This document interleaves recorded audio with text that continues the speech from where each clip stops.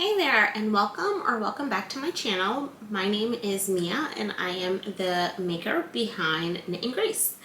And so today I wanted to have a little bit of a knit and chat video with you all and sort of go over my story as a knitter, crocheter, sewist, just have you all learn a little bit more about me, and also do a little bit of a challenge. So I wanted to see, I've been seeing like all of these challenges going around with regard to how much can I knit in a day, how much can I knit in an hour. So I wanted to go ahead and sit down, take advantage of that, a little bit of knitting time really, and have a little chat with you. So I'm planning on knitting for an hour today, and I will, not be, this video will not be an hour long, so I will be speeding through some of it. I'm showing you a little bit of a close-up of how I actually knit, and then we'll see how much I get going. And so I'm actually recording two videos today. You will have actually seen my January Makes video if you have already, or if you subscribe to my channel. If you haven't, I will link it down below. But in that video, I talked about one of my whips that I'm working on, which is a test knit for my friend, the Knit Yorker, Magali.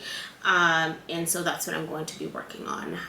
Currently working on the bottom of the body. It's a bottom up sweater. I've already done my sleeves here, and so I have a little bit to go left for the ribbing, and this is just 1x1 rib. It's about 250 some odd stitches around, so I don't know how much I'll get done because it's also fingering weight yarn on size 3mm needles, but so we'll see how much I get done. But I did want to sort of sit down and chat with you all. So I'll go ahead and set my timer, and I also may occasionally be looking down because I do have sort of a little bit of a game plan or some questions that I have set aside for myself. So there we go. We're counting down the hour. So luckily I actually finished a ball or one of my cakes of yarn, so that'll be a good indication for us of where we're starting. And I know some people like to sort of do the magic knot or something like that. I kind of just pick up my new yarn, and then once I have my a few rows or rounds in this case going, I like to then tie it off so that I can sort of duplicate the gauge. And so let's go ahead and get started.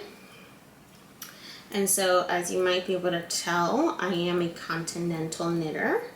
So I do knit with holding my yarn in my left hand. So I can be a little bit of a speedy knitter, and I'm not someone who necessarily needs to look at her work to knit, although 1x1 sometimes can be a little bit more tedious. I might have to look down a little bit more than if this was just a straight stockinette piece.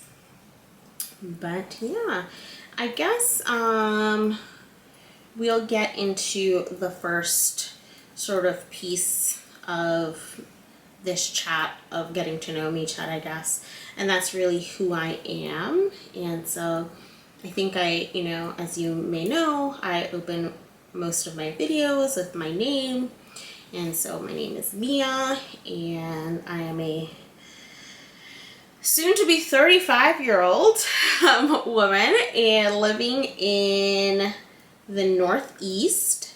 So I live in northern, like sort of northish west New Jersey, right outside of the city. So I'm pretty much directly west and a little bit north of New York City.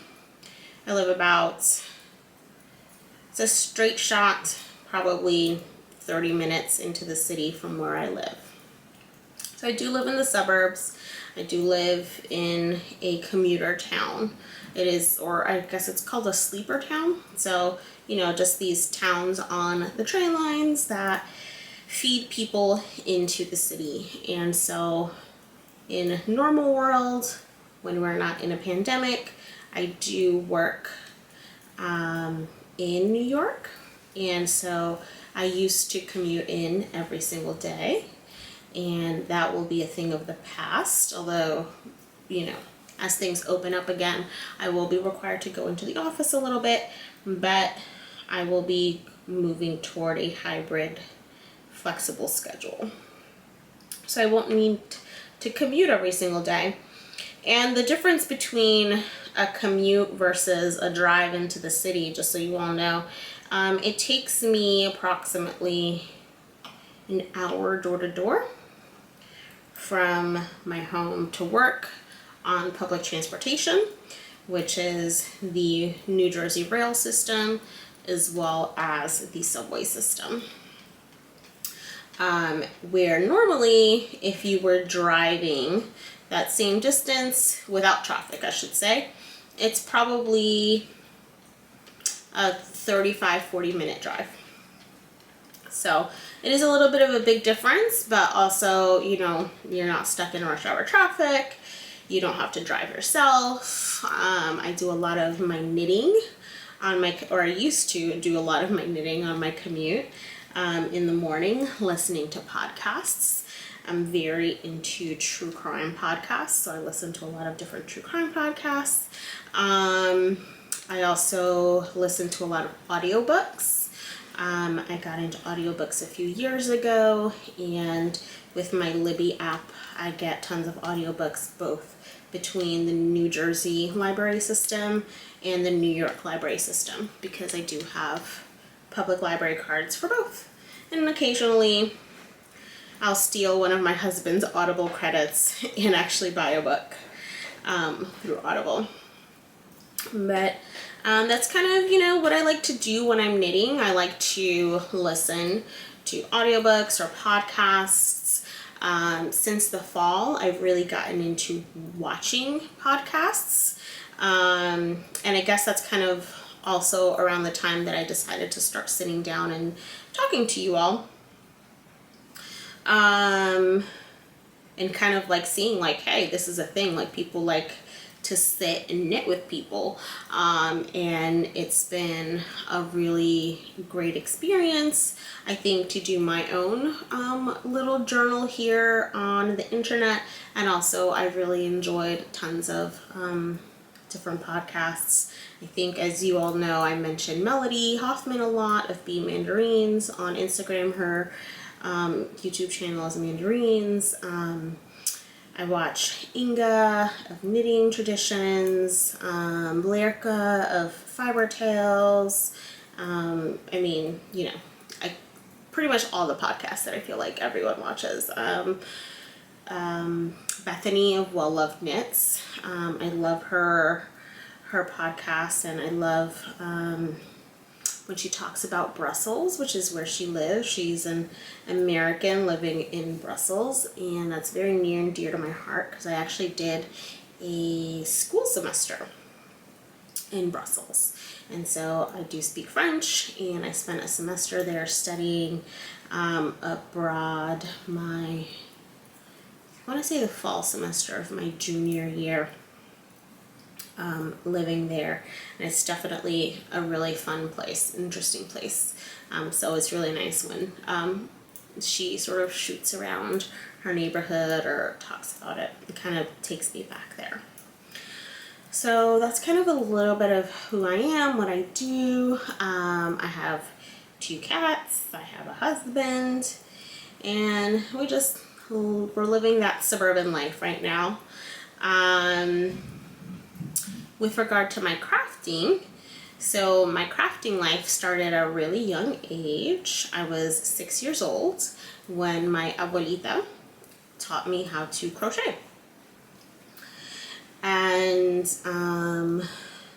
she also knows how to knit, but she didn't actually teach me to knit. I think, you know, when you start any craft as a child, but you know, with crochet, I started with my greenie squares, then I made the dishcloths that everyone makes and all that kind of stuff. And then of course, as a kid, you kind of lose interest a little bit, just as, you know, other things pique your interest, but it's something that I always had sort of going in the background. I was also a very big reader as a child, so as much as I loved my crochet, it did take sort of that time away from reading, so sometimes, you know, I didn't do it as much probably as I would have liked. And then I think it was once I got into middle school that I really started crocheting a lot more, and that was just because I started having a lot of anxiety issues. And so I would crochet these like big Afghans, and I remember I would like have my mom or my dad take me to the craft store, and I would buy I think it was like the Pound of Love yarn, and I would like whip out these massive Afghans.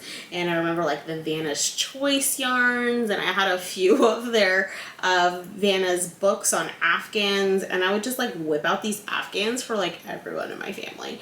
And so, I mean, there are definitely family members that still have Afghans that I made them when I was like middle school and high school. And so crochet really became a really big part of my life at that point in time. And then also with regard to my sewing, my mom did teach me to sew at a very young age on her old sewing machine, which is now my old sewing machine. I do have it. It's an old Panasonic 6-stitch that she has. Or she had, I should say, and she ultimately gave to me, and I do want to get it refurbished. There's a few things that have gone a little wonky on it that finally made me get my new sewing machine. But in terms of sewing, I never really got into clothes sewing just because my mom wasn't a big clothes sewist. One of my aunts was, and she actually went to design school, and so I kind of like tried my hand at a few things, but I really wasn't super into it. But, you know, I love to make pillow cushion covers, and, you know, I could hem my pants, which is a big thing because I'm only 4'11", so I'm a very short person. And,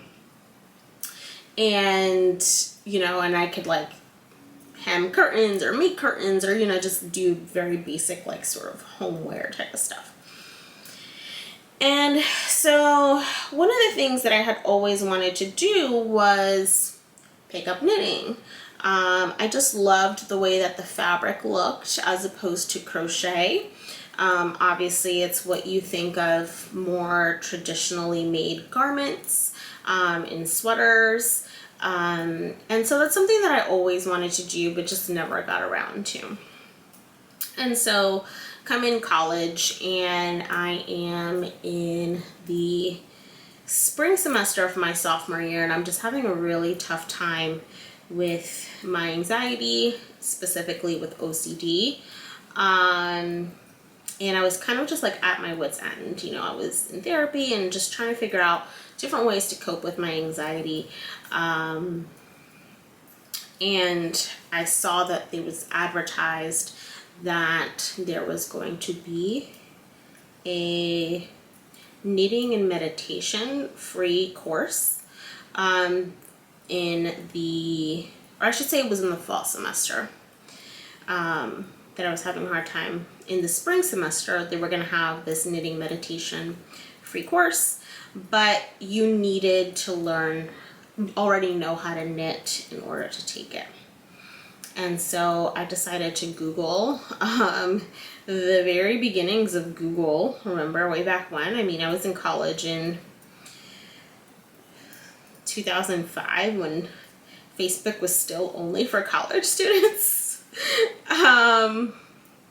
So I Googled, you know, knitting classes. And I found some knitting classes in Hoboken, New Jersey, which actually happened to be not too far away from school. And it happened to be the next town over from where I grew up. So I knew the area really well, and I decided to sign up for the class. And I think it was a 4-week class, so it was like one night each week for 4 weeks. And I took the class, And my friend Margot of 1010 Studio actually was the person who taught me to knit. The yarn shop is no longer there. It belonged to our friend Patricia. She's now moved out to Indiana.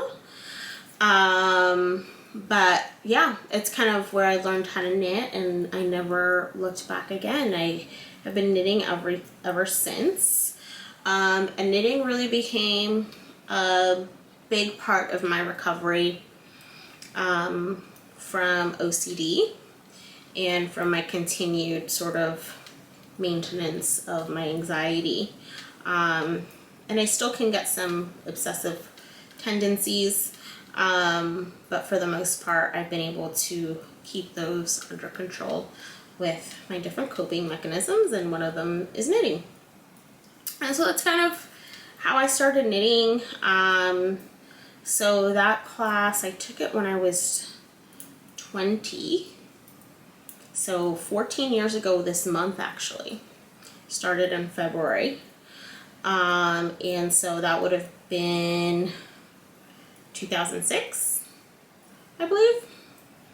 And yeah, I've been knitting ever since. And, you know, throughout the years, the things that I knit change and my styles change and things like that. And I've definitely amassed a nice stash of yarn. But it's something that's sort of kept me sane through all these years. So, yeah, I guess that brings me to the knitting. In terms of my sewing, I really got into sewing clothing during the pandemic. And part of the reason for my sewing of clothes, I had always been a big thrifter. And so part of the reason why I wanted to learn how to sew clothing was so that I could better mend and sort of alter clothing that I purchase thrifted or even not thrifted to my body, because I have a very specific body type, and you know, sometimes just off the rack clothing is just not sometimes, but a lot of the times off the rack clothing is just not going to fit perfectly.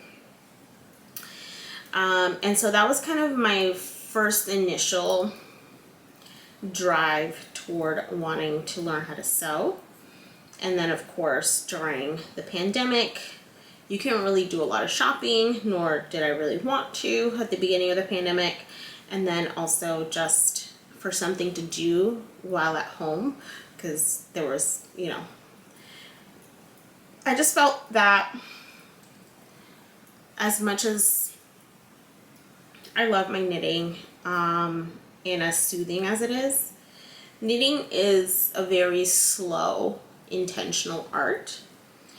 And I did want something that was a little bit more instant gratification. And so that's actually something that I spoke to in my 2022 intentions video, is that sewing unfortunately did become a little bit of an instant gratification thing for me.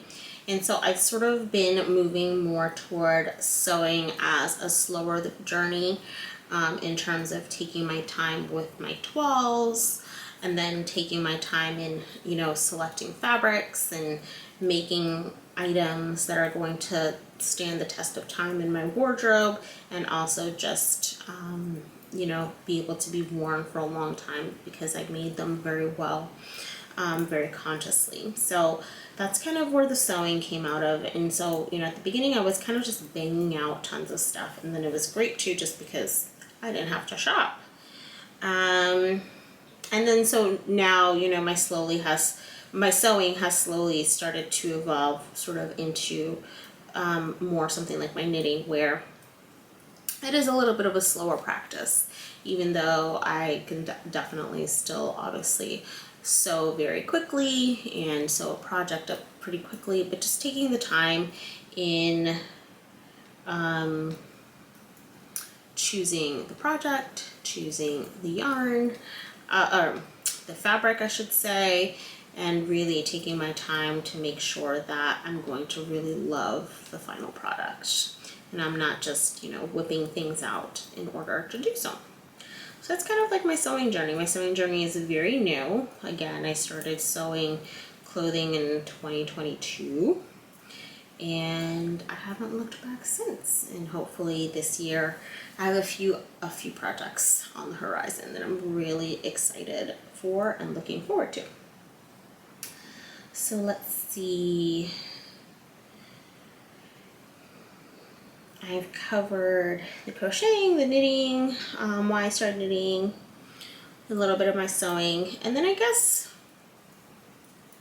the last thing that I have to share with you all is sort of the reason behind my name, which I recently did a little intro on my Instagram, which I realized I had never done, and it just reminded me, you know, that we sort of choose our handles for various different reasons and people don't always know. And so the reason behind my name, which is Knit and Grace, which I know my YouTube channel, probably more so than my Instagram, is not just knitting but also sewing. But kind of the intention behind the name Knit and Grace is kind of why I started crafting, and you know, it's for my mental health, and so knitting and also sewing.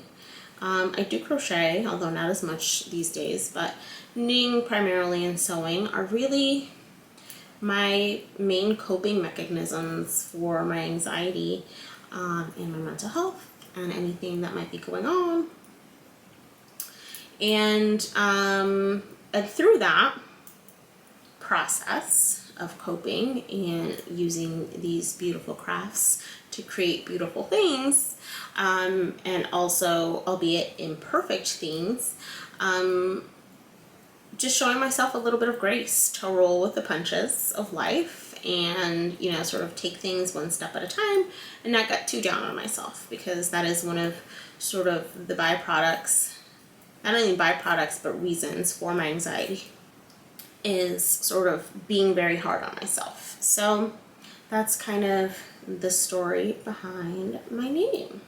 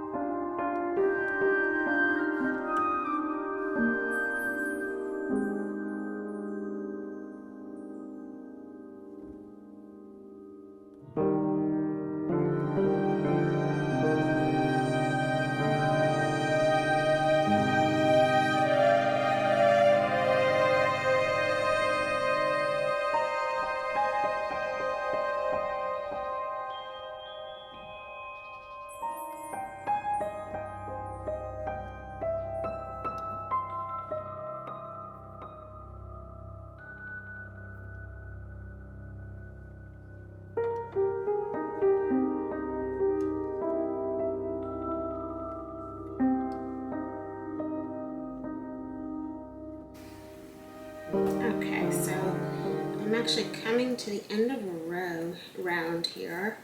I want to take a second to measure. I think I might be over.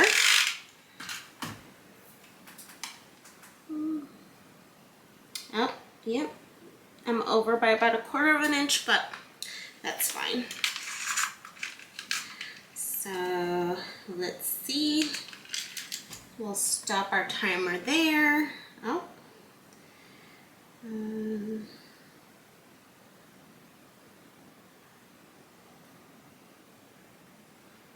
So we have 5 minutes and 17 seconds left on the timer. So just under an hour. And I was able to knit, let's see. The good thing is, since I joined New Yarn, I didn't really need to put a progress keeper. So I was needed to knit 1, 2, 3, 4, 5, 6, 9 rounds. So I was able to knit 9 rounds, and now I will be able to move on to my body. So nice way to kill 2 birds with 1 stone. I wanted to get some progress done on this. As I mentioned in my last video, I want to try to get through 1 cake a day. So by the time this video is out, actually, I will have already finished this, and hopefully I will be able to take pictures of it on our Hilton Head trip. So my husband and I are going to be going to visit our grandparents. They live out on Hilton Head Island, so we're gonna head down to Savannah for a long weekend, President's Day weekend, to go down and visit them, since we didn't get to see them for Christmas, and Savannah is actually where we also got married. So I'll probably have some type of bonus studio vlog for you all at some point later in the month, just because I want to get ready for that trip. There's going to be a few sewing projects that I want to get done over the next few weeks as well. So I'll try to put out some bonus content over the next 2 months or so for you. But I think that this will probably be my second official video for February before you all see my February Makes podcast. So I hope that you all enjoyed spending some time with me, learning a little bit more of my knitting story and my making story in general. If you did and you want to stick around, please be sure to subscribe and give this video a like. I'll also put in, or I have been putting in, a Google form in the description of each of my videos, so you can ask me any questions. I hope to film a few of these sit-down chatty videos here and there, maybe once a quarter. So if you have any questions for me, just put them in the form and I will answer them in my next chatty video. But other than that, I hope that you all have had a good month so far, have a good weekend, have a good Sunday, and I'll see you in the next one. Bye.